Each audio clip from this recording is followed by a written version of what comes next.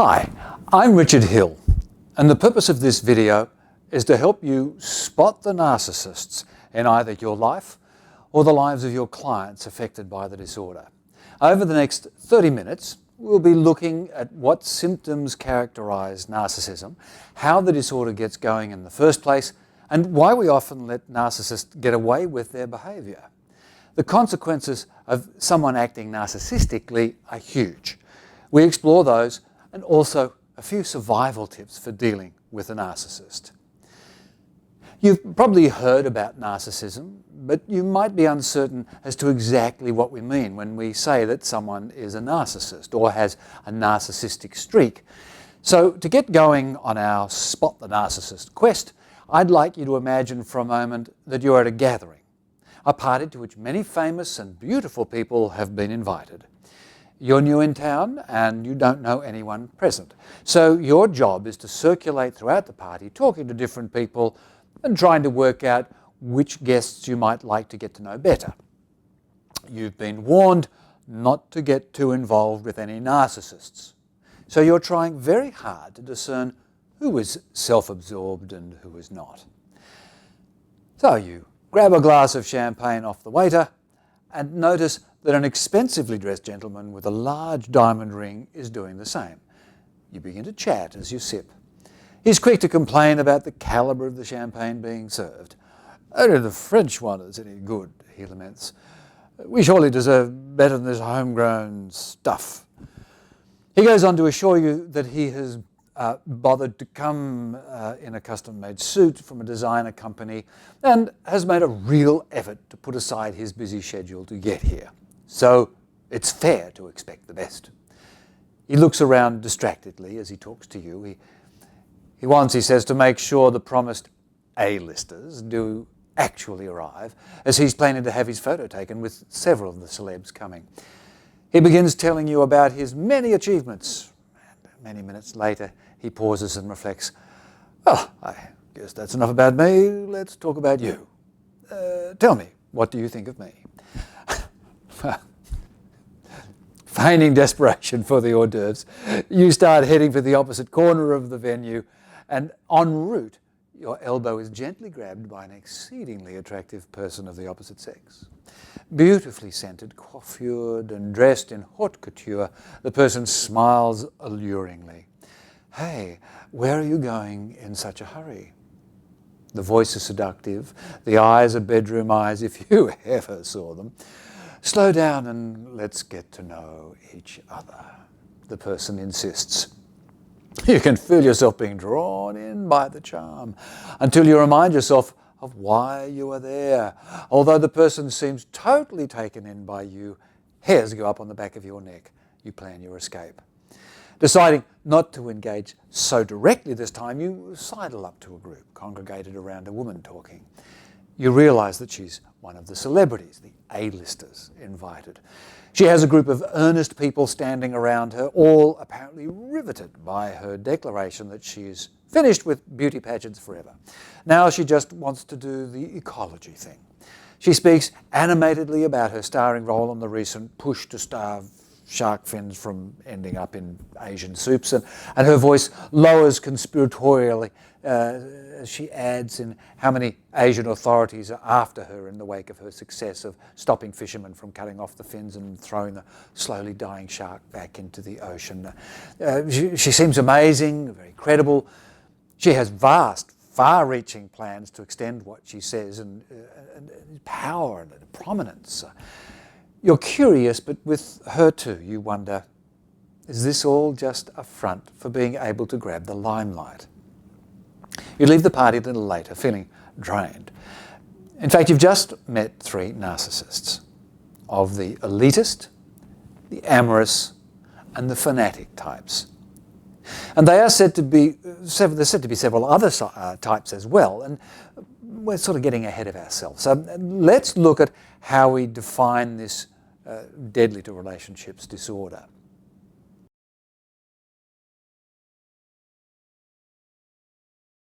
In Narcissistic Personality Disorder, NPD, individuals have an inflated sense of their own importance and a deep need for admiration, whether they have done anything to be admired for or not.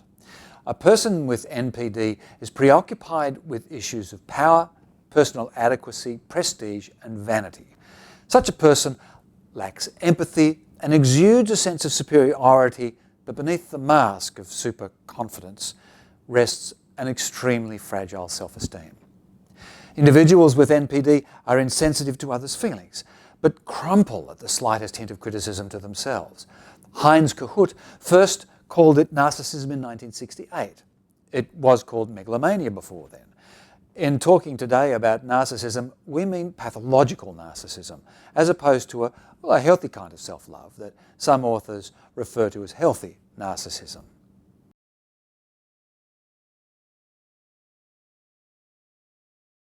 So what you ask are the symptoms. Believe me, you saw some at the party we were just describing. The Diagnostics and Statistics Manual doctors use to diagnose illnesses, called the DSM, talks about NPD as a pervasive pattern of grandiosity in fantasy or behaviour. Pervasive here means that the grandiosity is spread throughout their personality, along with the need for admiration and lack of empathy. The symptoms begin by early adulthood, and we can see in a number of ways. We can see this in a number of ways. I'd like to take a moment or two now to go over these symptoms with you. But to make the formal DSM speak a little bit more user-friendly, I'll also say a sentence for each symptom, which is a bit of a translation of how that symptom or characteristic would seem from the point of view of the narcissists themselves.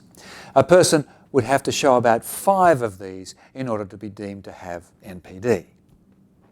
So symptom number 1. The narcissist has a grandiose sense of self-importance, exaggerating achievements and skills, and expecting to be recognised as superior without commensurate achievements. Well, the narcissist might see this as amazing how difficult it is for some people to appreciate my creativity. Symptom number 2. The narcissist is preoccupied with fantasies of unlimited success, power, brilliance, beauty, or ideal love. This might translate into the narcissist's view as, I often find myself thinking about the long overdue admiration which will come my way when my talents and special qualities are finally fully recognised. Symptom number 3. The narcissist believes that he or she is special and unique, and can only be understood by or should associate with other high-status people. 4 instructions. Well, the translation. I will only accept service from the top person, doctor, lawyer, hairdresser, secretary, in the field. Symptom number 4. The narcissist requires excessive admiration. The narcissist might think, other people's shortcomings make it hard for them to give me the compliments and attention that's due to me. Symptom number 5. The narcissist has a sense of entitlement. That is an unreasonable expectation of especially favourable treatment or automatic compliance with his or her expectations. The narcissist might feel, I really get irritated when others fail to assist me in my very important work. Symptom number 6, the narcissist is interpersonally exploitative. That is, takes advantage of others to achieve his or her own ends. If necessary, I will step on a few toes to make sure I get the special treatment I deserve. Symptom 7. The narcissist lacks empathy, is unwilling to recognise or identify with the feelings and needs of others. Translated into narcissist speak, please, those people close to me, they tend to wallow around in their troubles, and nobody shouldn't be expected to waste my time listening to them. Symptom number 8, the narcissist is often envious of others, or believes that others are envious of him or her. In the narcissist's view, when someone I know is praised, I spend a lot of time thinking about how much more I deserve that praise. Symptom number 9, the narcissist shows arrogant, haughty behaviours or attitudes. As the narcissist might say, I deserve the very best of everything. So a bell's going off in your brain. I'm betting that suddenly you understand what was going on with that guy in your jogging club, or your Auntie Mirabella, or that teacher no one liked at uni. The most important definition, almost a major symptom of NPD, is simply this. It is a failure of relationship. Narcissists are not in relationship with themselves. They swing between the extremes of grandiosity on the one hand and vulnerability on the other. They never manage to stand in the centre at right valuation of themselves. So they cannot be truly in relationship with you. Sadly, the charm and goodness, goodness knows they're charming, it's all a veneer. It doesn't go very deep. Let's have a look at how this sad psychological disorder gets going and what scientists call an aetiology.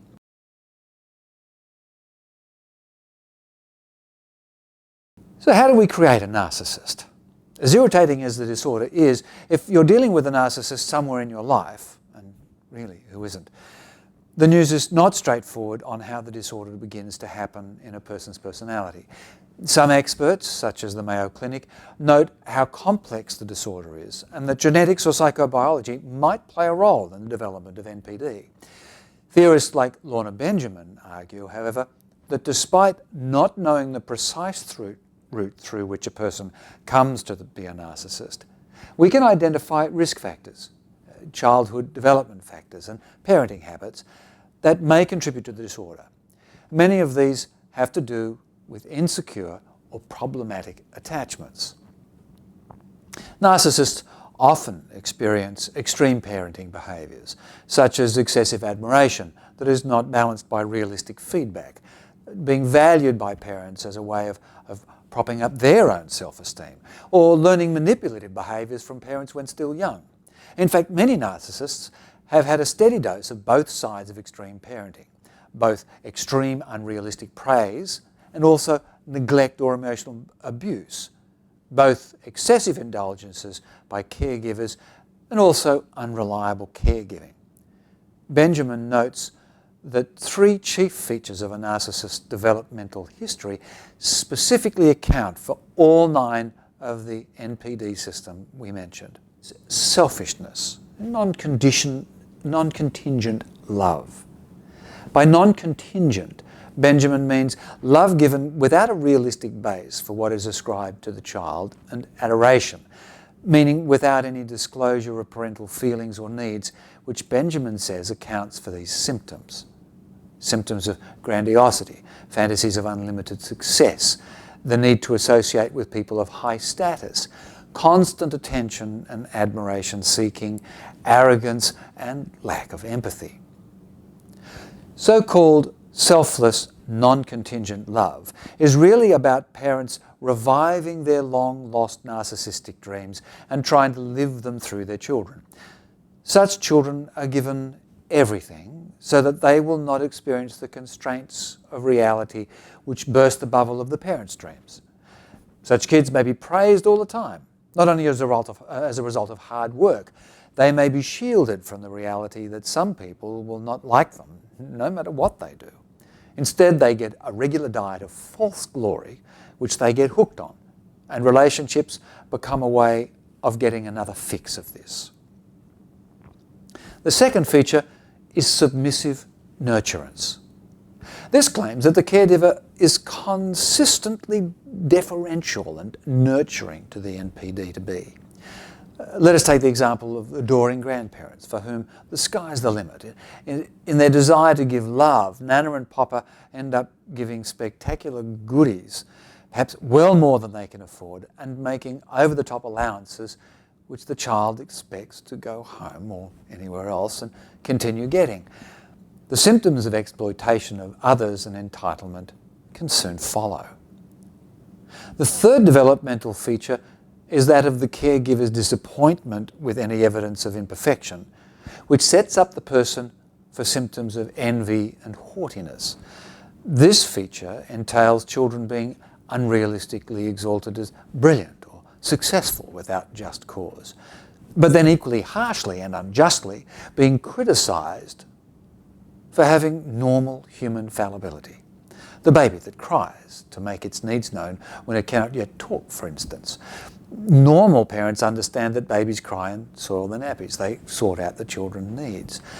The parent breeding a narcissist conversely get frustrated with this flaw on the part of the baby.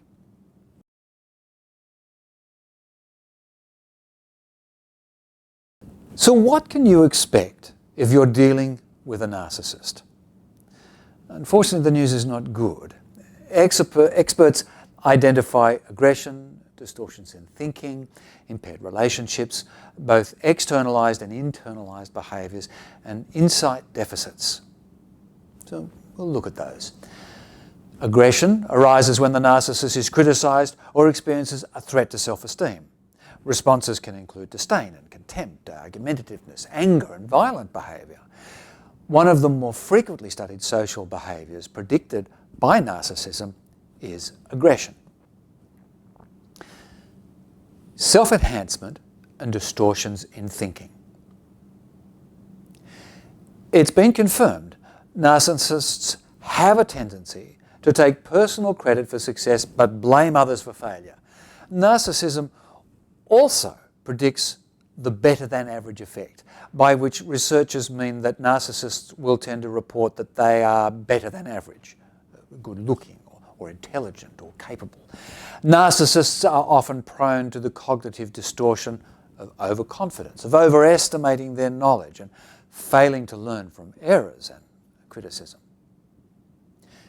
Impaired relationships. Probably nowhere are the consequences of narcissism more devastating than in interpersonal relationships. It's not just that the NPD's entitlement and lack of empathy make genuine relationship difficult. For the narcissist, it's a double whammy. Researchers have shown that in general, narcissists are perceived more positively upon first meeting than non-narcissists are.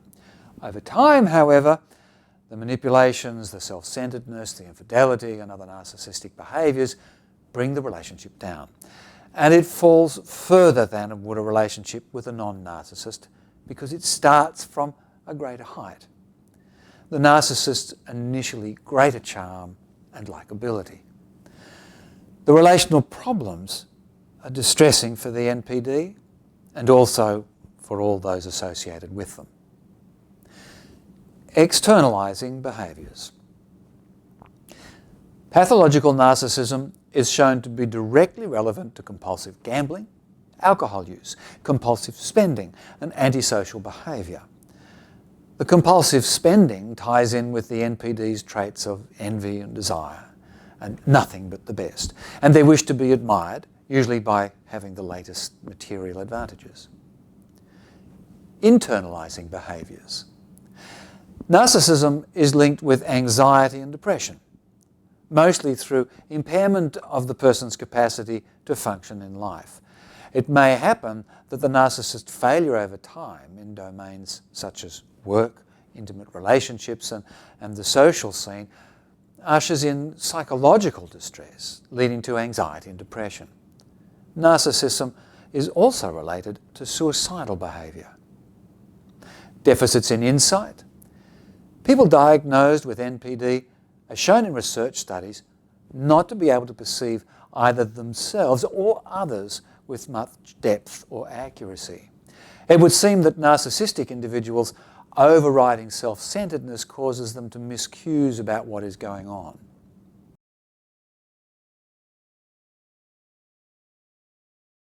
So we might ask, how is it that narcissists manage to get away with so much really bad behaviour? Why don't we stop them? Well, those with experience dealing with narcissism already know the answer. The narcissist is just so jolly seductive. They're charming, savvy, great storytellers. Well, they have to be because they're often telling things that aren't true. They appear to be highly credible, are consummately able to cover their tracks, and they are among the greatest actors in the world. Added to that is the problem that most of the time we know that these behaviours work relationally for some time anyway, while someone's still caught in the narcissist web, because of the anchor in the other person. That is, for every opportunistic, manipulative, exploitative narcissist, there is a self-defeating person. The one taking all the blame, agreeing that they are in the wrong, and humbly deferring to everything and anything the NPD asserts or requests. Hopefully, the self-defeating person does not describe you, but it brings us to the last area we must cover for you before we go. How do you actually deal with a narcissist? We're talking about psychological survival. They are both specific therapeutic answers. That is, what you do if you're a therapist in a session with a narcissist, and the general answers. Useful skills and tips for anyone who happens to wander into a narcissist's sphere. It's not possible to fully describe the appropriate therapeutic responses in this short video, but for that, we urge you to sign up to the Mental Health Academy's course on narcissism, or particularly Treating Narcissism in and Around Your Clients. Really good course. But today, we would like to look at the new skill sets of any client dealing with a narcissist, that you need to develop, and also, some survival tips. Let's look at some skill sets.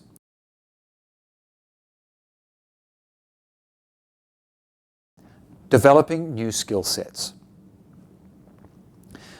Most people, but especially those with self-defeating traits, can benefit from skills training in order to be a match for the clever, aggressively opportunistic narcissist. Some of the interpersonal skills that should seriously be considered are those around assertiveness, negotiating skills, communication skills, conflict management, and coping with difficult people. In session, you would want to identify when a client, let's say it's a woman, is not stepping up to the plate to receive her just due, and then working with feelings of guilt, shame, or unworthiness to claim it. A self-defeater in relationship with a narcissist always has the disadvantage of being made to feel less than, less deserving, less worthy to receive entitlements, and very much more the victim. The therapeutic work may usefully go back to childhood roots for the problem, and almost certainly will explore how the person does relationship generally, with herself as well as others. In cases of intractable, full-blown narcissism, your client may ultimately decide there is no hope in the relationship, and in this case will need to have her capacity for leaving and being alone strengthened. Quick tips for survival. The above skills, they took a bit of time to develop. Let us close with some quick tips for survival. For the short and medium term, here are some strategies and action points. I find myself in a bit of a quandary here as to use of he and she in the following descriptions. But as up to 75% of narcissists are thought to be male, we will refer to the client as she and the narcissist as he. Of course, both clients and narcissists come in both genders. Anyway, I just want you to allow for that. So here we are, quick tips. Get support. Have your client build up her support networks. It's wonderful that she's come to see you. She should be encouraged to come for regular sessions, working to the context described above. It's also imperative for her to develop strong social support links with family, friends, group members, colleagues, and others. Their perspectives may be useful to get a reality check on early warning signals if she continues to be abused. Find out how bad it is. Narcissists can come in all intensities, from a few tendencies in the narcissistic direction to having narcissistic traits or defenders to having a full disorder. Some people may only be acting that way because of some trauma, some other issues. Your client can work with you to discern just how serious the narcissist's condition is. He should be going to the therapy too, but typically won't see anything wrong. That merits attendance, any attendance in the session, and well, that can be a deal breaker for your client. Set boundaries. Remind your client that narcissists always believe, through the entitlements and grandiosity, that their needs are more important than others. The narcissist may expect her to drop whatever she's doing to be at his beck and call and be equally imposing upon her space and time and resources, financial and otherwise. Help your client to make clear boundary statements about what she will and will not do and what he may and may not do. He needs to know the consequences of pushing those boundaries. Keep the promises made. Establishing the limits is only half the battle. Your client must learn to be consistent and maintain them. Drawing a line in the sand is just a challenge to a narcissist. He wants to see how he can cross it, testing the boundaries, how often. If your client says that she will go without him if he is late, she needs to keep that promise. Keep cool. Calm confrontation with narcissist works much better than getting visibly upset because the latter response can see things escalate. Narcissists are good at pushing buttons and usually incapable of believing that they are the one who's done it and that there's anything wrong with them. So your client's anger will just provide ammunition for the narcissist. Calm is better.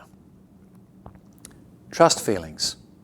If the narcissist is telling your client something and your client's inside are churning for no logical reason, your client needs to learn to take a step back and evaluate the situation. Even if what she's being told seems quite reasonable, recall the point we noted about NPDs being very credible.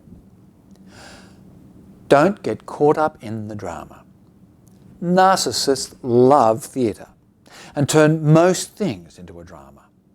That may be the NPD's choice, but ask your client if she wants to have her whole life embroiled in the narcissist's various dramatic creations. Remind her that allowing herself to get caught in this way is a way of allowing the narcissist to control and manipulate her. Even trying to make progress in therapy, say couples therapy, can be a way of gaining attention and control. Lower expectations. Without being disparaging, ask your client to recognise that most narcissists find it very difficult to change.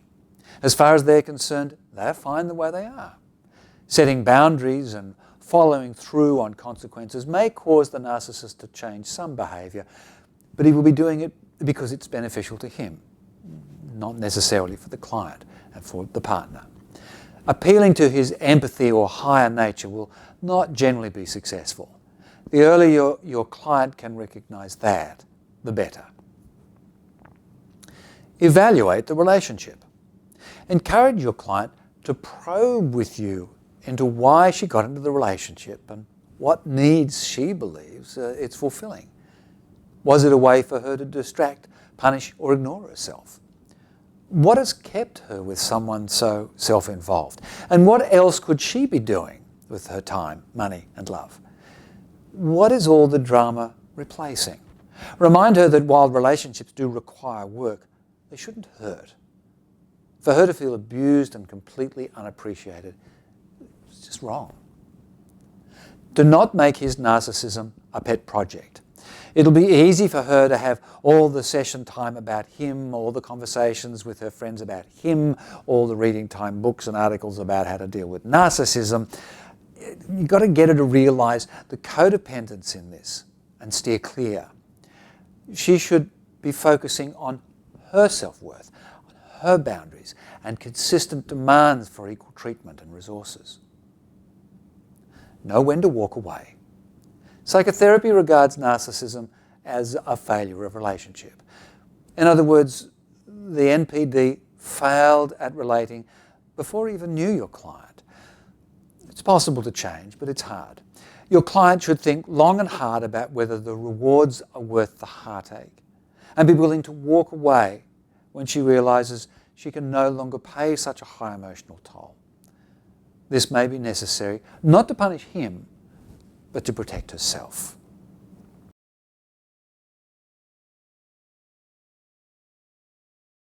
So in summary, over the last half hour or so, we've been discussing the psychological condition known as Narcissistic Personality Disorder.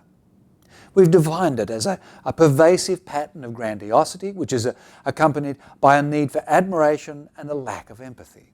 We've argued that the short definition, given those factors, is that it is a failure of relationship. We've identified the 9 major symptoms of NPD found in the DSM and named 3 extreme parenting patterns that tend to create the disorder in young children. We've explored the consequences of narcissism and why we let narcissists get away with their behaviour. We finished with a list of survival tips for you or any clients dealing with a narcissist. So we have to say that dealing with a narcissist isn't easy.